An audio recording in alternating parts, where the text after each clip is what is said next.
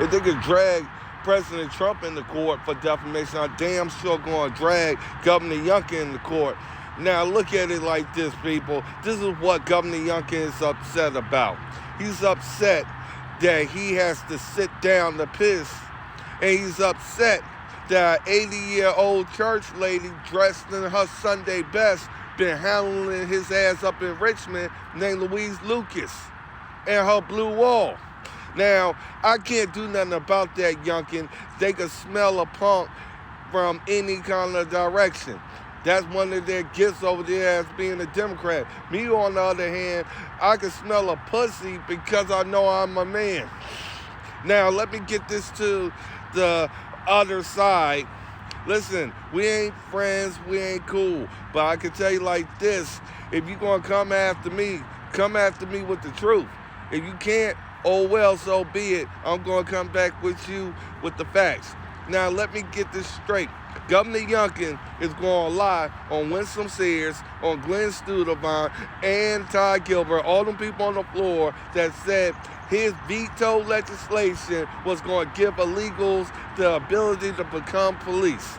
So instead of him give me a call and say, Merle Rutledge, I got an issue with what you're saying, which wasn't a lie, he decided to go to D.C., WUSA 9, I guess got one of his buddies named Dan Littman to write up a hack job and put it up there on the air. Now the news right now knows the problem, and at this time frame, nobody else is running the story because they've been played by Governor Youngkin, just like that billionaire who wanted the Washington Wizards and the Capitol, whatever, got played and thinking Youngkin could do the job. He should have known that from the last couple of years. Now, this is to say how Merle Rutledge handles business. Now, with the Maryland governor and Glenn Youngkin, they got something in common. It's called they got shit for brains. Now, if a boat knocks out one of my main bridges in my city, in my state, I'm not going to be running out there talking about it's an accident from the jump. I'm going to be running out there telling everybody, keep your eyes open, ears open, because we don't know what the hell this is until there's a further investigation.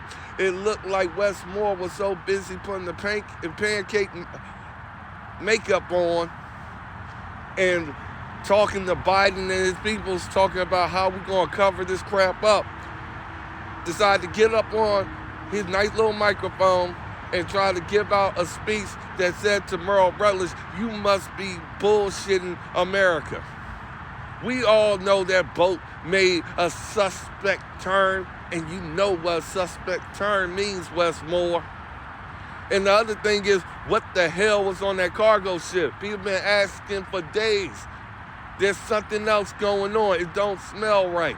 I can tell people like this. The person asking you not to ask questions or trying to intimidate you from getting answers, that's the person you don't trust. That's the person you don't go for information. That's the person that will basically tell you, jump over a cliff and I'll catch you, but won't be at the bottleneck hill to get you. Merle Rutledge, on the other hand, when I show leadership, when that type of disaster happens, I'm going to tell Joe Biden or anybody else, we ain't buying the bullshit until there's a thorough investigation, all of y'all suspects.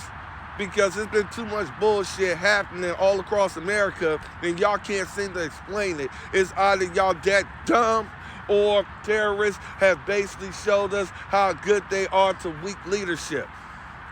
The problem is, for these weak-ass governors, they mad at Merle Rutledge because they're like, he's the man. He's the chosen one. Somebody had to do it to get y'all straight.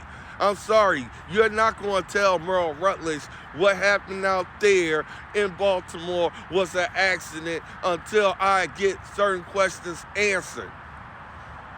Because Joe Biden isn't reliable for shit. Ask Afghanistan, ask Maui, ask Ohio. They'll tell you he ain't one to trust. Now, Merle Rutledge, on the other hand, doesn't have no special interest groups in my pocket, doesn't have a Republican Party or Democratic Party talking about how we're going to spend this and how we're going to get Rutledge to play along, because Rutledge ain't playing along. I'm here for the Virginia people. I'm not here for politics.